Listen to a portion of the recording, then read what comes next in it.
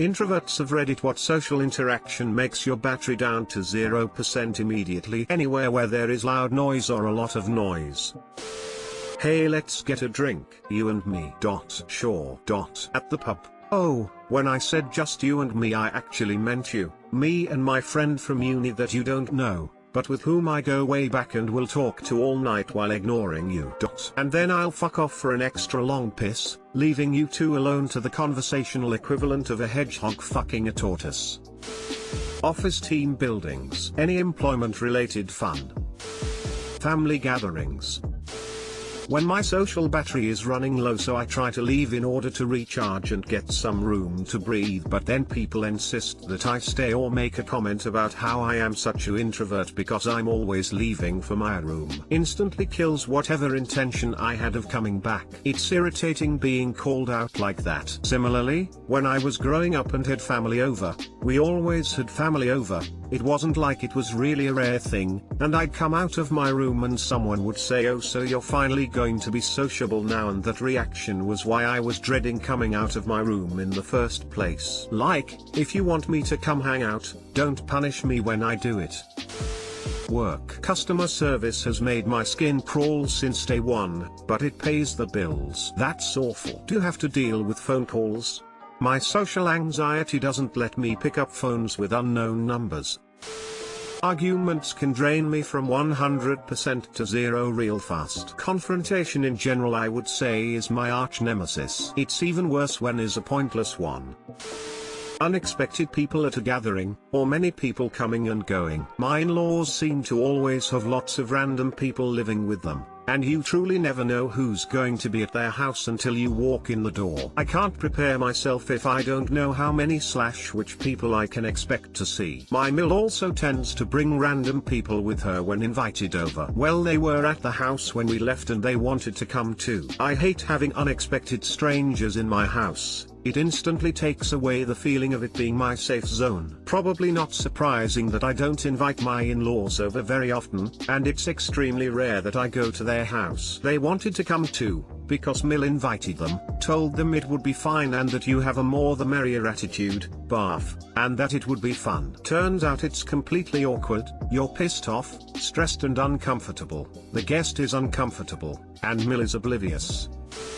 When you're at a party where everyone else knows each other. I hate going to parties where I know one, maybe two people. You want to interact with them, but don't want to follow them around like a little puppy dog because I don't want to talk to anyone else. Going to any store when it's packed. If I see a store or restaurant that is too crowded, I just leave immediately. I just refuse to deal with that. Going along to an event as A+1 and having to make small talk with all my friends' friends. Running into an old friend you've grown distant from. The pretend I didn't see that person works too. Bonus if they also pretend they haven't seen you. Everyone wins. One-sided conversations. The first moment they talk over me or interrupt and don't "Sorry, I interrupted, what were you saying?" me, my battery drains instantly. Let's go around the room and everyone say a little something about themselves. Now everyone get into groups of 2. Looks around room, everyone has somehow already partnered up in 10 milliseconds flat. Anything after work. Work is draining enough.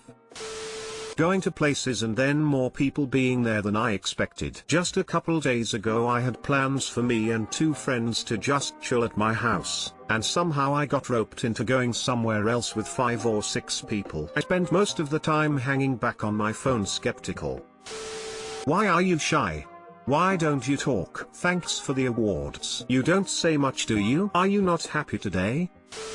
When the really sweet, fast-talking 13-year-old girl across the street sees me out front and comes over with yet another little bracelet she has made for me. I don't hear well, in addition to being an introvert, and her chirpy little voice is incomprehensible. I don't want to be rude to her and would not hurt her feelings for anything in the world, but don't want to be her grandma, so it's very stressful. Kids are usually very receptive if you just explain what your problem is. I'm sure if she's sweet enough to make you bracelets, then they'll happily understand if you explain your hearing issue.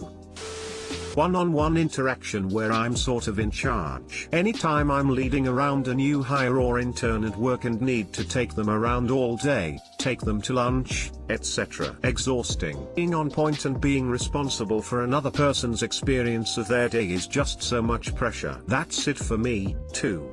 New trainee day is the worst. There's a stranger. I have to interact with them one-on-one all freaking day. I genuinely care about them and want them to do well. I know that their progress depends on me, at least somewhat.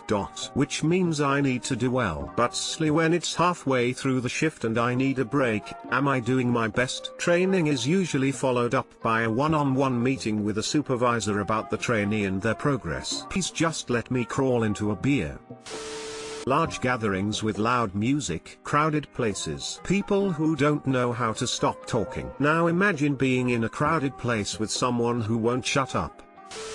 Definitely when you can't get your words into a conversation. You make an honest effort to be more outward, but people talk over you and you just give up. Especially when you actually have something to contribute in that 30-minute conversation that has gone by, but everyone won't shut up, so you wait patiently for your turn, but you sit, inwardly crying because they've changed topics twice now and there's no way to go back and say your piece that might have actually made you interesting. Having to engage in small talk really wears me down. Like 2 sentences in and I'm exhausted. I love deep conversations, but small talk just kills my soul. Helpful advice that is really just a bunch of judgments of your life choices in disguise. Also, any conversation where someone starts suggesting an essential oil blend will solve all my problems. It would have taken less effort to just say all interactions with my mother-in-law. I used to have acne, like a normal teenager, and everyone tried to help me. I never asked for help. My children's friends' parties. Forced interaction with all my kids' friends' parents drains me.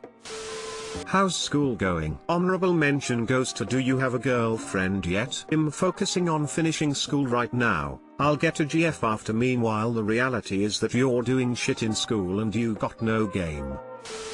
First day of a new school, like your new college classes, and you have to stand up and say your name and what superpower you'd have if you could. In-laws. When people say something snide and I can't for the life of me tell if they were joking / sarcastic or serious. To expand on this, any social engagement where I can't immediately read the intention of the interaction. Are you mad at me? Just tired or bored? Should I try to be more entertaining? Was that a joke? Are you trying to kindly tell me you hate my life choices? I need answers, damn it. Large parties or anywhere with booming music and drunk people. Listening to someone boast. Being on the receiving end of an extrovert monologuing, in a social situation where I need to play along, be friendly and engaged for whatever reason. So why are you so quiet? Being taken to a club / party where I know no one. Corporate functions. I'm on the spectrum, but I've learned how to bullshit my way through over the years. I manage several teams and honestly they don't need much managing. They're awesome at what they do, so I let them run pretty much autonomously. I clear roadblocks, which I do quite effectively because I have the time to formulate, write, edit, rewrite, etc. emails before they get sent. But in live group functions, it takes so much effort to be on the spot. It's just so draining. When I'm at a party with my husband where I don't know anyone, and he has to leave to get beer, go to the bathroom, help someone else, etc. Mandatory team building exercises at work. I have nothing against my co-workers, they are nice people and I like them enough to make chit-chat with them. I do not like them enough to do some stupid team building activity that just wastes time and is nowhere near as fun as the organizer wants it to be. An overly happy person, to the point where you think they are either faking it or wonder if they are actually that happy. It honestly shook so many people relate. For me it's the energy. It's hard to be around somebody that is really high energy. Going to Walmart. Specifically Walmart and only Walmart. That place drains my very soul. I can go in happy, energetic, and social and leave wanting to slit my wrists in the parking lot while yelling at whoever was unlucky enough to come with me. 1. Screaming kids, babies, happy, playing is okay. 2. Screaming adults. 3. People who play loud music in public. 4. Large gatherings of people, like in cities and stuff. 5. Full buses and subways. 6. People who try to interact with me every thought. I wear headphones if it is not important. Have any plans for the weekend? Happy Monday. Did you do anything fun this weekend? Waitresses flirting for tips. A sudden, unexpected and unplanned invitation to someone's house or party or whatever. I need time to prepare mentally and such.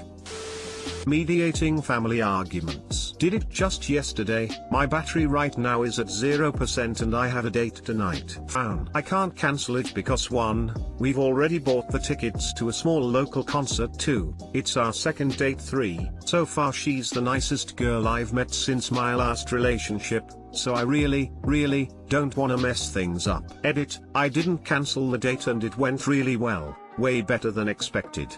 Thanks everyone. If you wouldn't mind, please tell us how it went. A bunch of strangers on the internet are curious.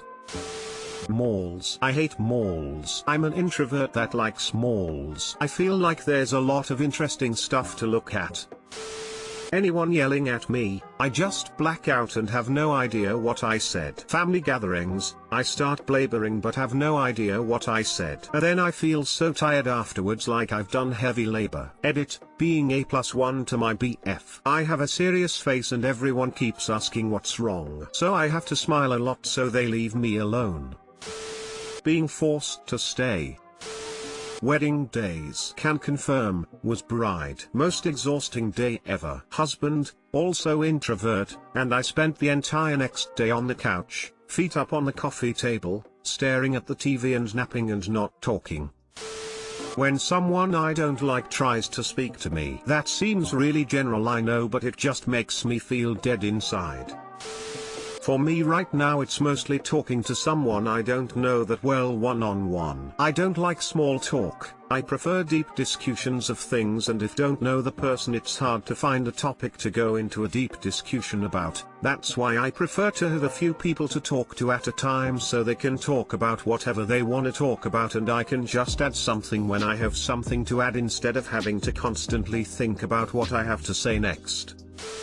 Icebreaker activities. The level of hate I have for icebreaker activities cannot be measured. All of them, though that's my social anxiety doing that. Working with people, or any customer service job. Enjoying quality time by myself and someone deciding to invite themselves to hang out, like if I'm playing a game, and then trying to teach me how to play. When seemingly benign topics of conversation set people off into outraged rants about how everything is a conspiracy or how everyone is out to screw them over. And every time you either disagree with them or try to clarify your point, they double down and catastrophize even more. I mean, fuck me for making small talk. Corporate networking. Sitting at a long table at an event. I always end up at the end where there are more people I don't know, and it's too awkward to get up and stand down near the end where I do know people or shout across other people to make conversation. Wife, my friend is inviting her husband out to lunch, I want you to meet him. I called out to work the next day because I didn't get my alone time that day on my scheduled day off. Any activity that requires my participation to be upbeat and into it. Here we go. 1. Hair salon. I have long hair so I'm there from 1 to 3 hours depending on the service I'm having done. I force myself to talk to my hairstylist so he or she doesn't get bored. 2. Social gatherings with co-workers. I work for the state in different offices so I know a lot of people, and even though I'm usually quiet, everyone wants to talk to me / be my friend. I do my best one-on-one with people and like to talk about something meaningful instead of chit-chat. Oh yes, the hair salon. Sometimes I don't even mind getting mildly shitty haircuts if I can stand to sit there that long with the person without being totally stressed. If I find someone that does a great job and that I can easily talk to, it's like striking gold. I still feel exhausted after all of the chit-chat and loud salon noises, though. They should hand us all a Valium when we walk in.